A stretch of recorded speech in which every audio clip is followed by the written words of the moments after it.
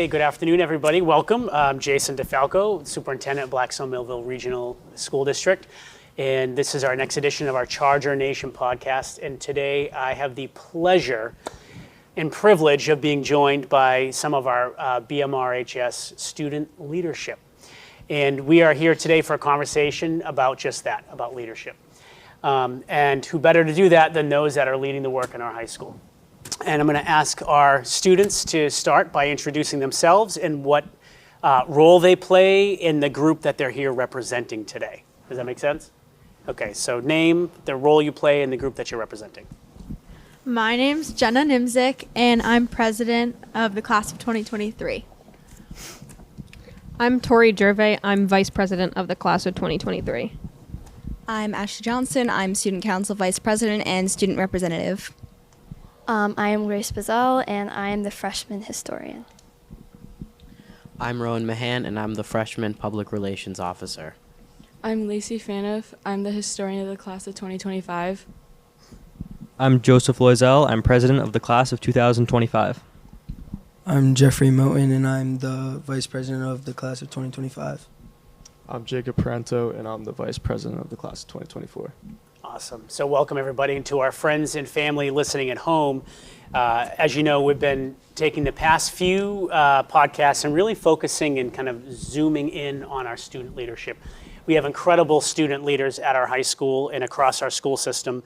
And it's so important to us that we promote and highlight the great work that everybody's doing and share it, because I'm not sure that our wider school community is actually aware of the brilliance that is sitting on this stage right now in this space and all of the great work that everyone is doing. And so today we're going to take some time and we're going to get to know our student leaders, and we're going to talk to them a bit about leadership and why leadership, and hear a little bit about the work that they're doing and goals and aspirations they have moving forward with that. Does that sound good to everybody?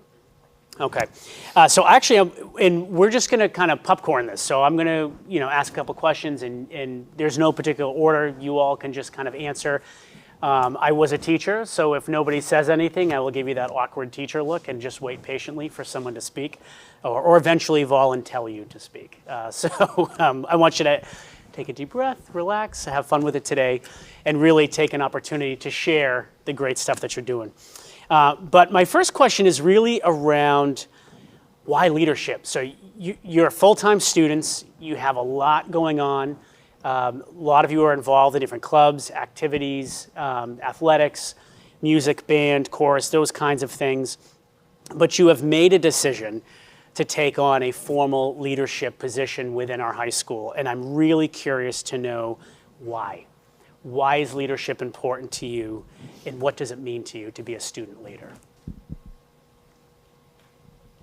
I think that being a leader in the BMR community really just helps enhance your high school experience.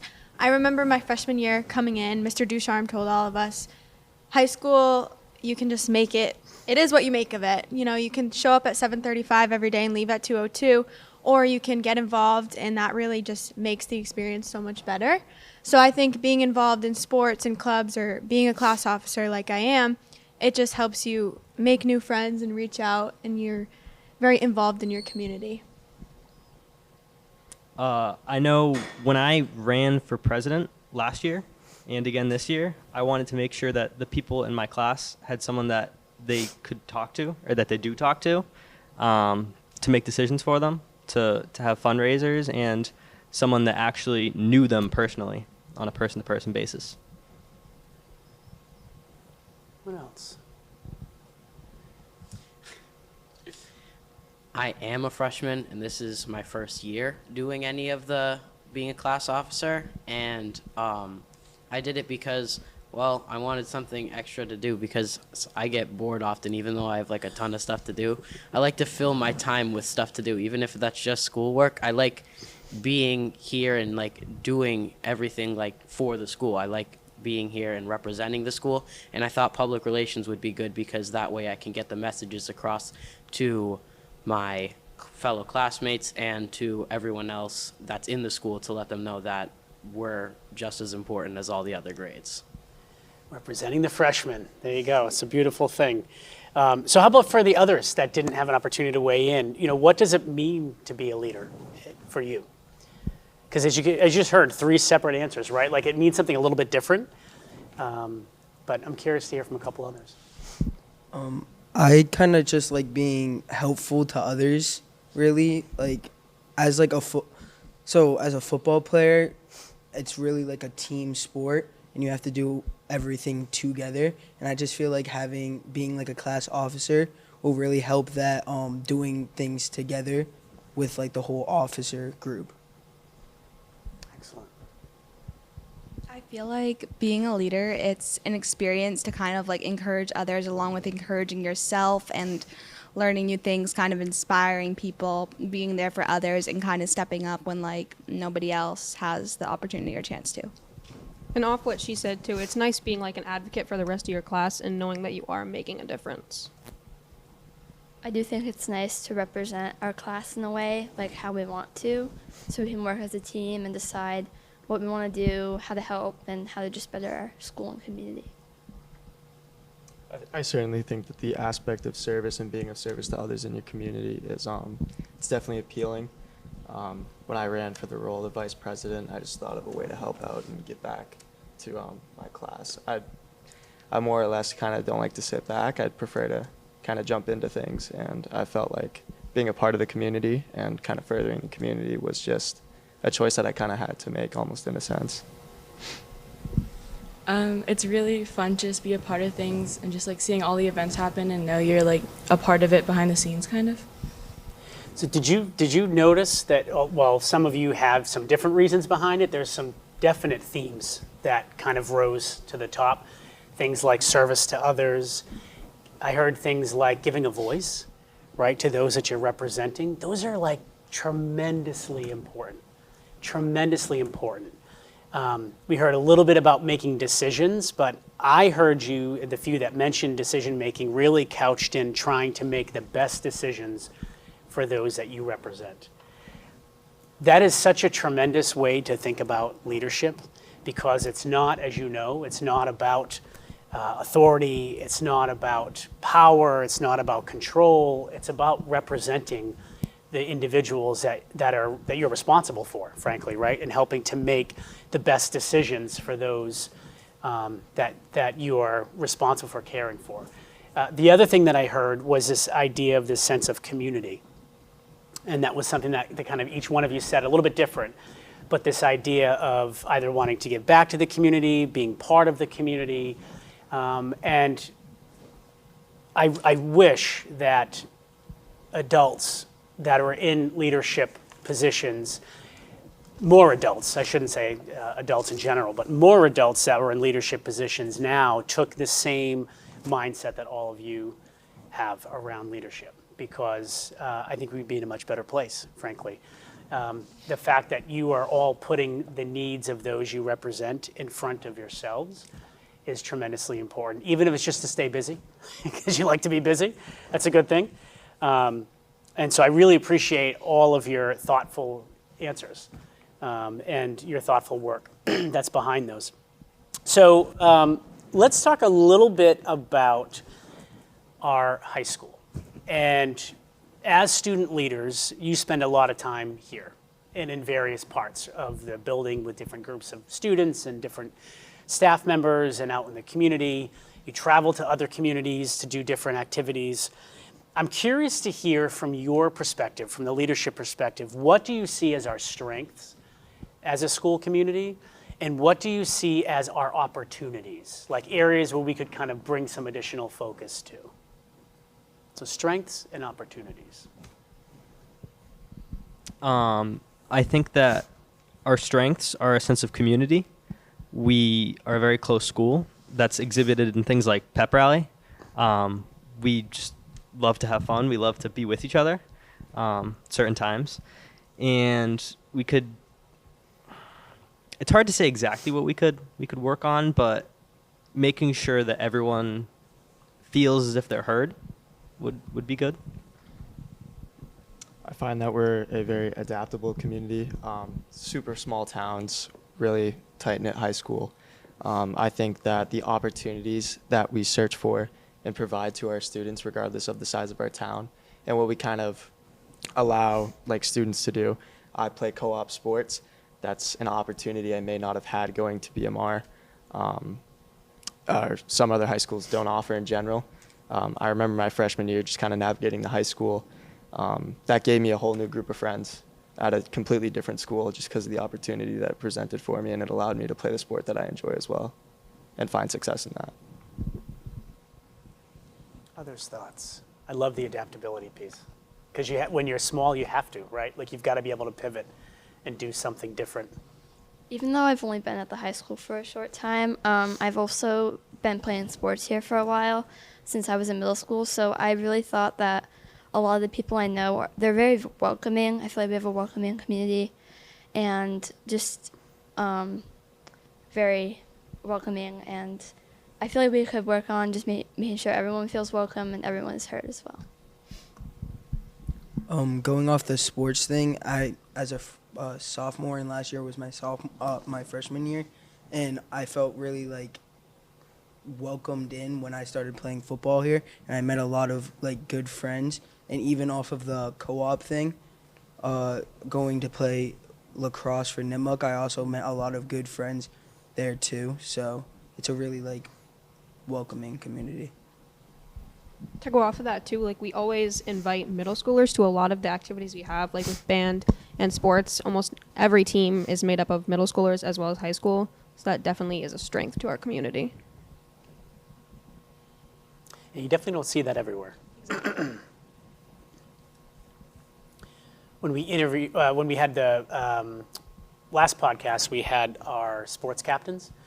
And it was really interesting because a lot of what the captains spoke about, to your kind of point, was about working with the underclassmen, the younger students, and really trying to cultivate and build a team.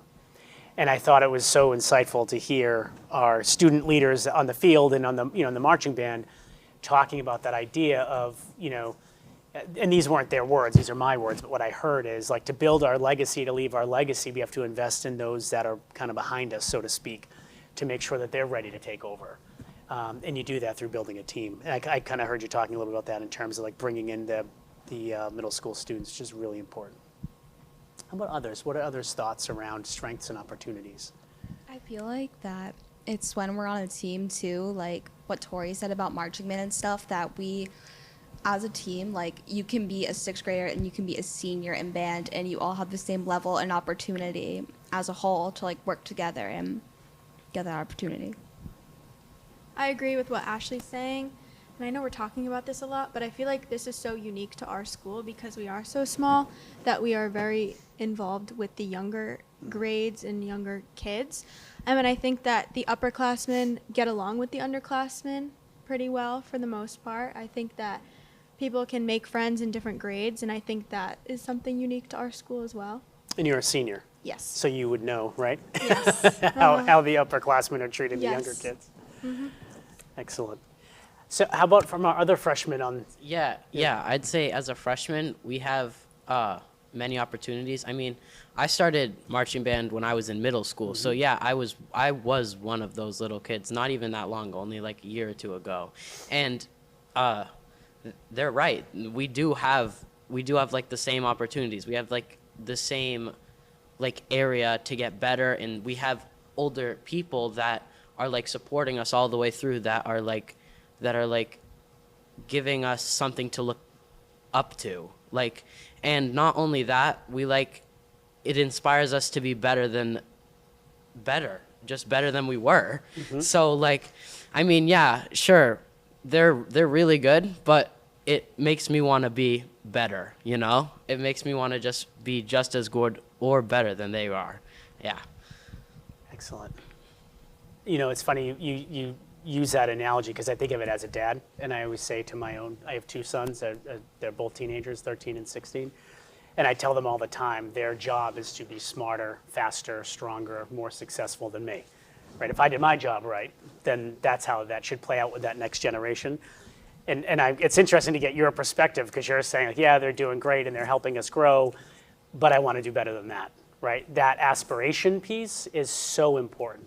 So I'm really glad that you're thinking that way. And that's actually a good segue to my next question, which is really about aspirations and goals, and thinking about, and I know you're all at different grade levels and you're involved in different activities, but you have, as you've just heard, right, in the past 15 minutes or 10 or 15 minutes, some very strong commonalities, even though you're all very different individuals coming at it from different perspectives. But that commonality is clearly leadership. You are all clearly leaders sitting on this stage. And I'm curious to hear a bit about your goals and aspirations with your leadership work specifically. And where do you see that going? And for some of you, right, that are seniors, that you see it going somewhere probably very different than our freshmen, right, do. But I'd love to hear a little bit about that, if you could share some of your aspirations and goals within your own leadership work. Well, personally, I see it in the eyes of a president as sort of a big puzzle, and I slowly build it more and more up until senior year. And so my goal, of course, is to stay president until I'm a senior, but to have the best senior events, to have the best possible outcomes that we can have, to raise the most money, and to just do the most that I can do with what I'm given. So I hear a re-election campaign will be in your future. Officially. You heard it here first, folks. Well, for me, there's no more re-election campaign after this. This is my last year of being president.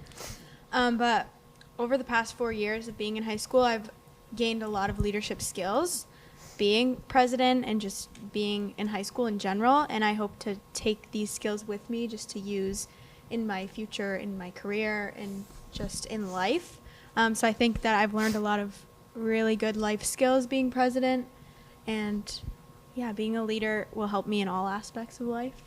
And where are you hoping to go after you leave us in June? You cross the stage, so to speak, and you get your diploma. Where do you hope to go? I plan on going to college, and I want to study occupational therapy. Fabulous. Yes. Very good. Do you think you'll run for office?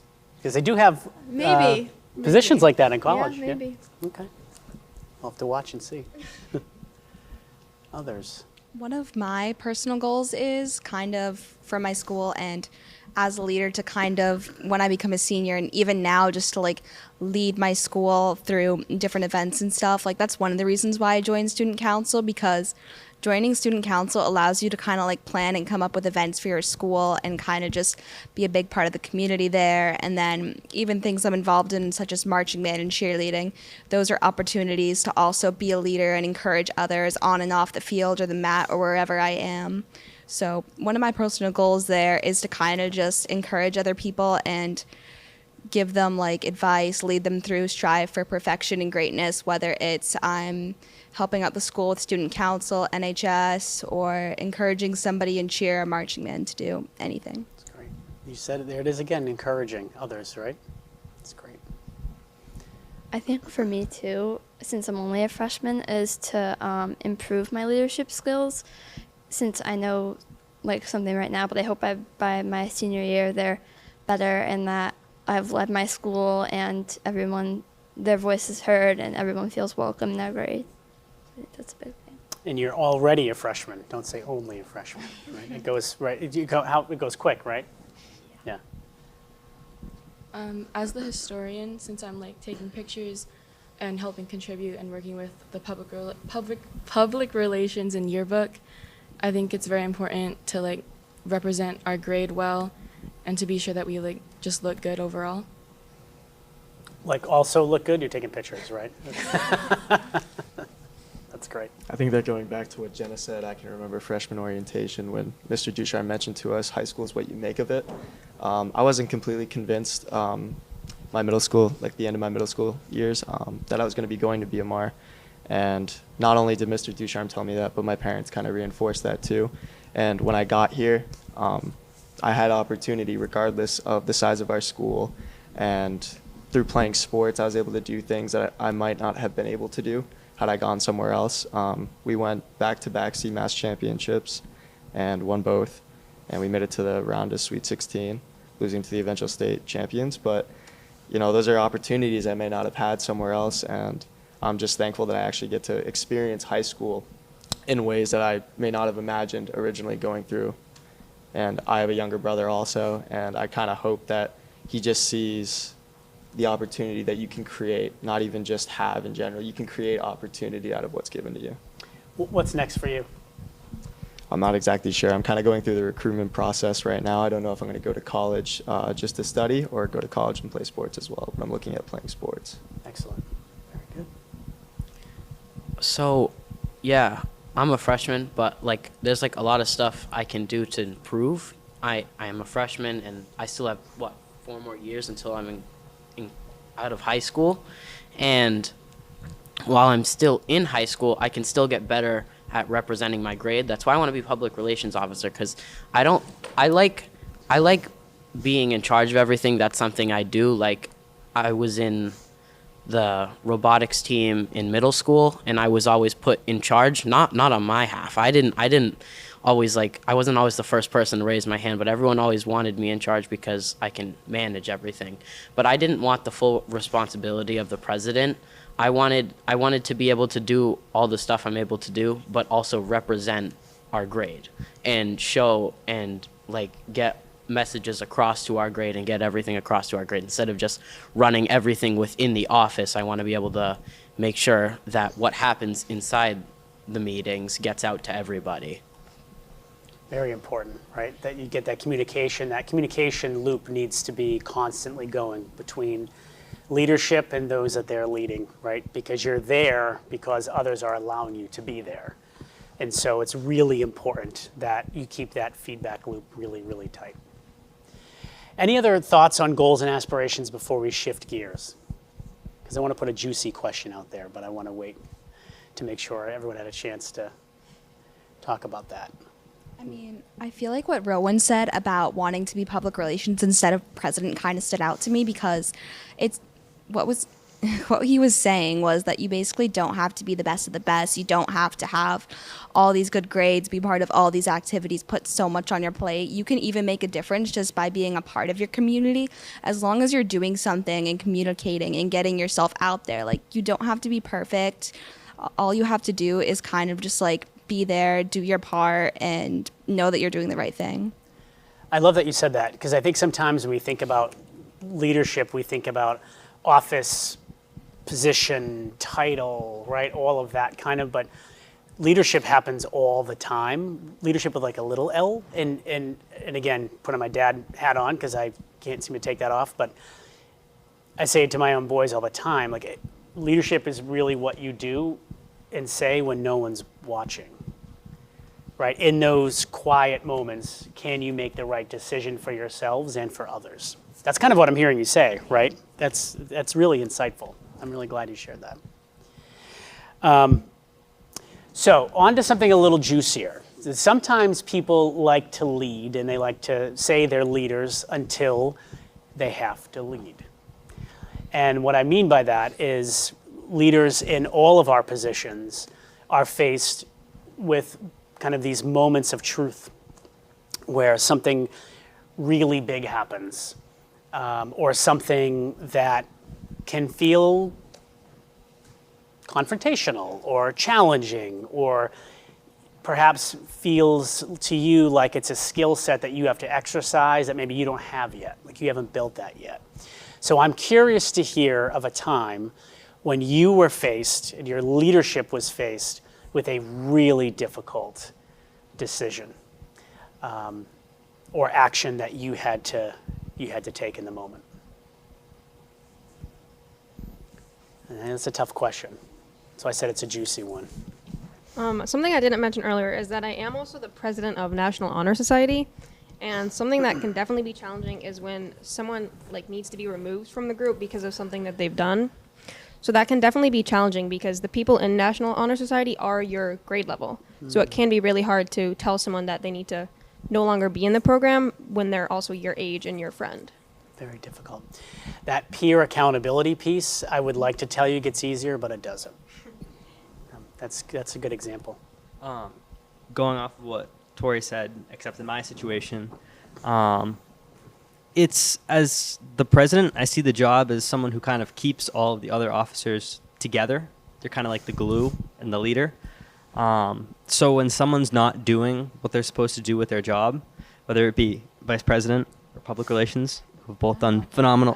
Historian, excuse me, who've both done good this year so far. You just kind of have to go for it, talk to them, and let them know what's going on, and hope that they respond well. Those are called courageous conversations. That's what you're all talking about. And it does not necessarily get easier as you get older.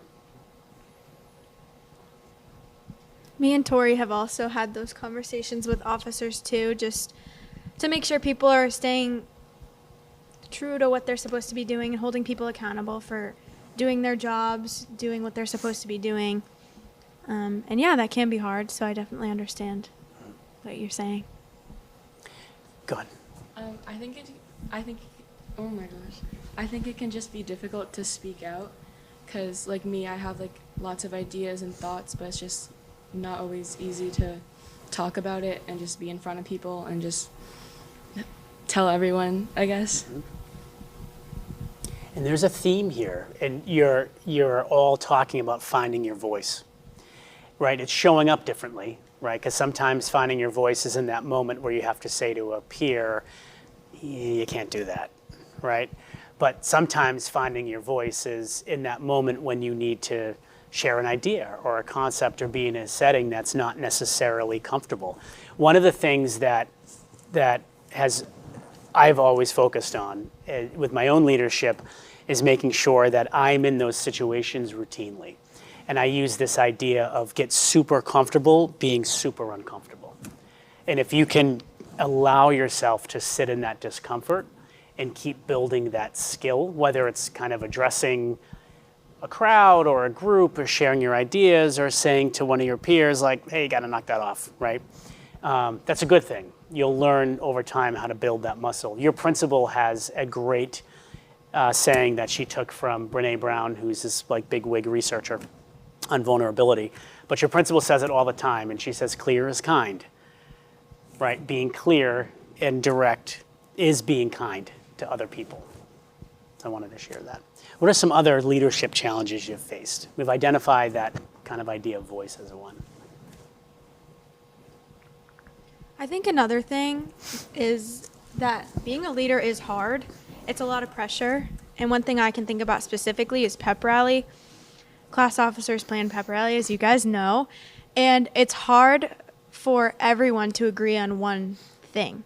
So when you're picking a pep rally theme, you're not going to make everyone happy. Not everyone's going to agree. And it's really hard to have to sit with that knowing people are mad at you. But you have to just kind of think, okay, I did what the majority wanted, and you have to be comfortable in knowing that you made the right decision for yourself and for majority of your peers. So that's definitely something I've had to work on and realize. You won't please everybody, right? Mm-hmm. Mm-hmm. It's a good one. I feel like a lot of times we find ourselves almost putting too much on our plate, and we have to have self-accountability. I can recall earlier this year, I was a little bit in too deep. I had a lot of hard classes, and I was trying to balance sports and also being class vice president and a member of National Honor Society.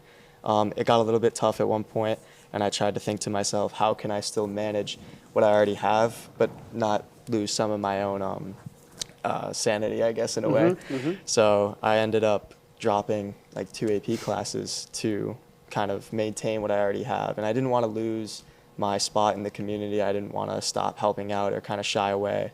I feel like a lot of times, just like going back to earlier, leading is doing the right thing when no one's watching. Yep. And to kind of find a way to still contribute regardless of maybe what you're going through or how much is on your plate, but just kind of finding a way to power through.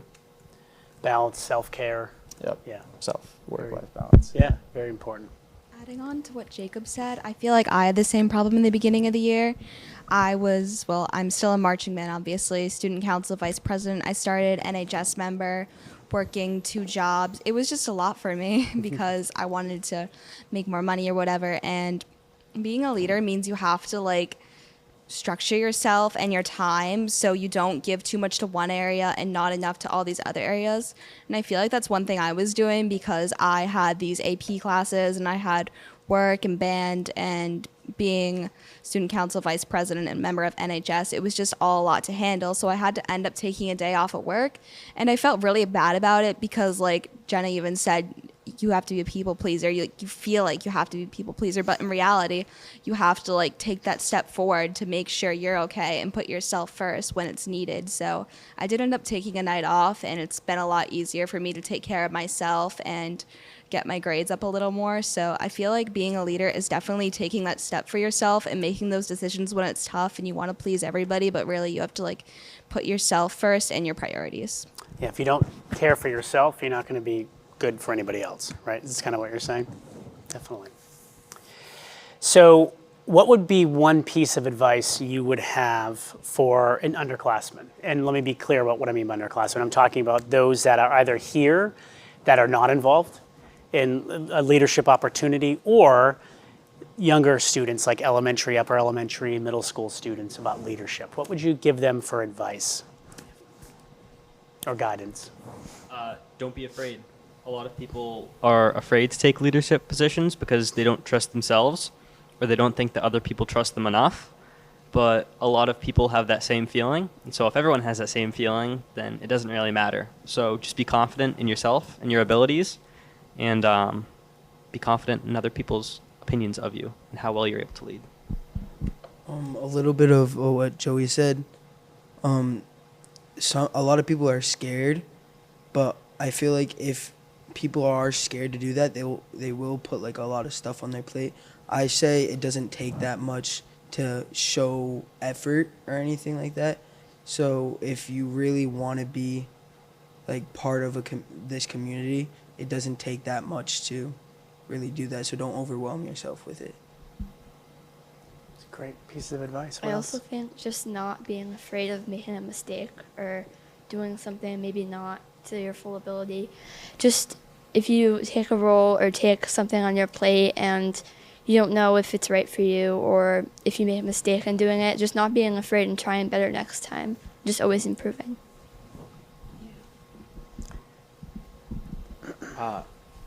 Going off of what she said, yeah, just like don't quit if things don't go the way you planned, because you can't plan out everything in life, and if you do, then you end up getting down into this deep black hole of sadness because you're not what you wanted to be. Sometimes things don't always go your way, but you got to accept that, and you got to keep pushing to get towards the things you do. And if you don't get that, then you can search for something else that you're looking for. Instead of being stuck on something, stuck in that one place, you can move on and grow from it. Adaptability, right? You talked about that, right? That's a great point. I think in a way, going off of what he said, just advice to underclassmen, those in our community, is give your best effort. My parents, they never asked me to get all A's. They never asked me to run for leadership positions. They just asked me to give my best effort at the end of the day. And I feel like giving your best effort here, you can achieve anything. Although people say small town, small community, you can go just about anywhere, and there's plenty of opportunity here as long as you work hard. Agreed. One piece of advice I have is definitely reach for the stars. Take that step when you want to do something. If you're nervous about something and you don't know if it's going to work out, you think it's going to be too much, I say do it. Like, for my personal example, about like a few years ago, I was in like 8th grade. I wanted to join cheerleading, and I wasn't sure if it was right for me. I wasn't sure if I was going to like it because I was involved in dance, and I didn't know what kind of strength and opportunities I had within it. So I did end up joining cheerleading, and I loved it. I ended up quitting dance, and I was a little bit nervous about that. But looking back at it, it was definitely like a big decision to make, and I feel like I made the right decision because it made me happier in the end. So the point is, if you don't take that step, you're never going to know what kind of opportunities lie ahead. I agree with Ashley. I think the best piece of advice I can give to underclassmen is to just get involved. Mm-hmm. It seriously changes your high school experience altogether. It opens up so many doors. You can meet so many people and have so many opportunities, like Jacob said. So I think definitely getting involved is truly the best way to make your high school experience 10 times better. So don't overthink it. Just do it. Just jump into something, check it out, try it out, It's okay if it's not exactly how you thought it would be, or you didn't show up exactly how you wanted to. Adapt, try a different way, try a different group, a different club, a different sport. That's kind of what I'm hearing for a theme. Excellent. Last question. I know you're all dying to get out of here. You've been so good so far. Thank you so much. My last question is, we have a focus in our school district. It is very, very important. I will say to me as your superintendent, but I also know to your principals, teachers, to all of our staff, that we create a school system that essentially that works for every student, right? So we have 1,500 kids, 1,500 unique individuals. Every single one of them we love deeply. They matter. They're super important. We're not getting some stuff right, though. And so what can we do as leaders, the collective we, right, because all of you are part of this, and your classmates and all of our principals and assistant principals and teachers and staff, everybody, we're all part of this district together. But what can we do to create a school system where everybody truly is welcome and belongs? Because that really is what we're trying to do. I would love to hear your insight on that. I know we keep saying how we're such a small school, and that's one of my favorite things about this school. I feel like we all know each other, everybody kind of knows everybody, but I think we could be better at reaching out, expanding your friend groups, getting away from the high school stereotype of having like cliques. Mm-hmm. I think for me, and I know a lot of people, you're involved in many different groups or clubs. You have many different groups of friends, and I think that's really important to keep doing that, keep reaching out, expanding your friend group, talking to different people, and I think that's a way to help people feel involved and feel included and feel welcomed. Others' thoughts? That's great. I know that there's a lot of focus on differences and celebrating differences, which is important, but I think that we could have a lot of emphasis on the things that we have in common, on the similarities, because a lot of people think that someone who appears to be a lot more different than them, they don't have a lot in common, but it's the total opposite in a lot of cases. Someone who doesn't do any sports might have things in common with a football player or a basketball player. And so I think that we need to focus on those similarities when we can find them. Excellent. Focus on the ties that bind us is kind of what you're saying on that. Mm-hmm. Reach out and expand. Others' thoughts? How about from our freshmen? I'm curious to hear a little bit from our ninth graders in terms of, you're a little bit on the hot seat now. I do very much agree with both of them, but especially Jen, just to reach out and join new things and try and talk and be friends with as many people as possible, because even if someone, just knowing that you're there for them and knowing that, like, hey, if you need to talk, or hey, if you need some help, like, you know that you're there and you know that they can help you in any way. Agree. Reaching out is like a big way to like get involved in the community, get yourself out there, getting rid of those clique stereotypes, kind of just involving yourself, knowing you're there, giving other people the opportunity to jump into a conversation even, like, and that's part of being a leader. Like, if you see somebody struggling, you can reach out to that person, or if somebody's being quiet, shy, you can be there and you can take that step. So, I agree with you all. Like, you guys made some very good points. But, like, how you guys said you can be there for somebody, not everybody wants that, which is understandable, but you gotta want to be there for everybody. Even if they don't want you, if you try, then they'll know that you care. If you're just there for them, and they know that, and you're just, like, there to say, then they may not really understand how much you care. But if you show them that you care and you show them that you keep trying for them, trying to prove to them that you want to be there for them, and you're not just there because you should be, which you should be, but you're being there because you want to be. Authentically you're saying. Yeah, like you want that you want that, I can't find the word. you just want them to know. You want them to know. You don't want them to just like know generally that you care. You want them to know that you care about them individually and that you, yeah, genuinely. That's the word I've been looking for. I heard him whispering Thank over you. here. Yeah. Thank you. Yes, genuinely. You want There it to you be go. genuine. You don't want it to just be there just so you can get like the image with like other friends and be like, oh, I helped this person. It doesn't have to be a competition. You should be doing it just out of pure, just genuinely. Because you mean it. Yeah. Yeah. Makes sense. Others' thoughts on how to create a school system in a high school where everyone feels welcome and belongs. Boy, we're trying. We got to keep trying. Well, I think that also beginning to reinforce it at younger ages could help. Even simple things like respecting one another, just something as little as that could make a huge difference in a child's development. Like encouraging the fact that we have a bunch of opportunities and kind of maybe even putting more out for students. I feel like all the clubs that we have are good ideas and stuff, and like a bunch of people can get involved with different things. But if we had like, I don't know, maybe a few more after school things, people might like get involved with that, or just things that appeal to people's interests too. Like, and even get feedback from the community, because if people are scared, they probably won't say something. So we as leaders might have to like reach out and ask what they want from the community, what they want for opportunities to kind of like make themselves feel like they belong. Excellent.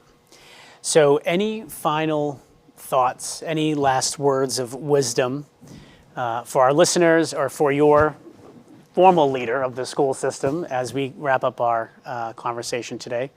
And I just have to tell you how grateful I am to be sitting up here with all of you, because you are absolutely doing amazing work in the leadership space, and it would strongly urge and encourage all of you to stay the course, because we need really good leaders. Whether it's a leadership with a big L and you're in a formal kind of position, or it's in those quiet moments when you see someone that's alone and you reach out to them to see if you can be helpful in any way.